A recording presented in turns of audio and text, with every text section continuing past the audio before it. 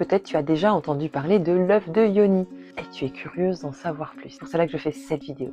L'œuf de Yoni vient d'une pratique qui est du Tao, qui est une pratique qui a plus de 4000, 5000 ans, qui remonte à la Chine ancestrale, la Chine impériale.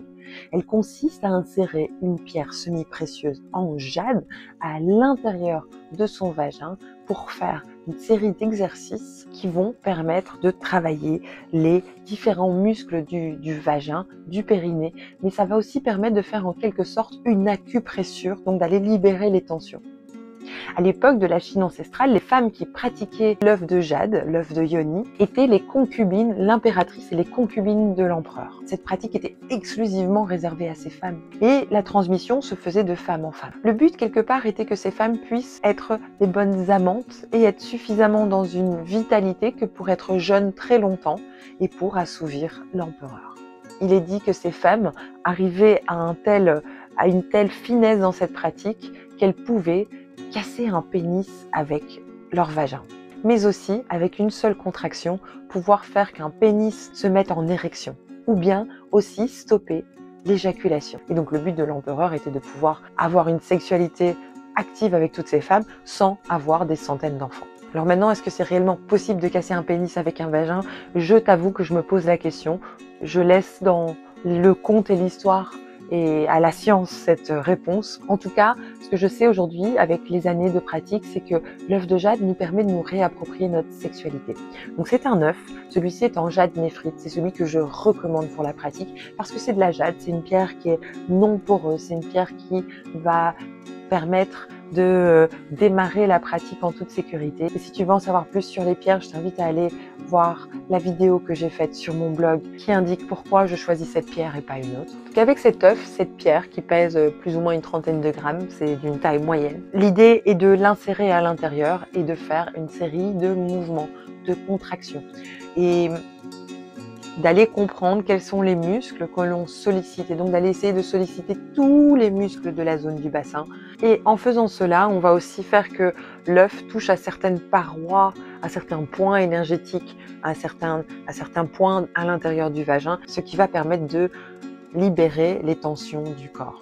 Parce que le corps est un tout, notre vagin aussi peut accumuler des tensions comme nos épaules, comme notre estomac, comme notre ventre, comme nos jambes, comme nos pieds. Notre vagin aussi peut accumuler des tensions. Et avec cette pratique, l'invitation est la douceur et d'aller le plus doucement possible, de ne pas insérer l'œuf si on ne le sent pas, de ne pas le garder longtemps à l'intérieur, mais aussi d'aller très doucement dans les contractions. On n'est pas dans quelque chose qu'il faut contracter, contracter, contracter.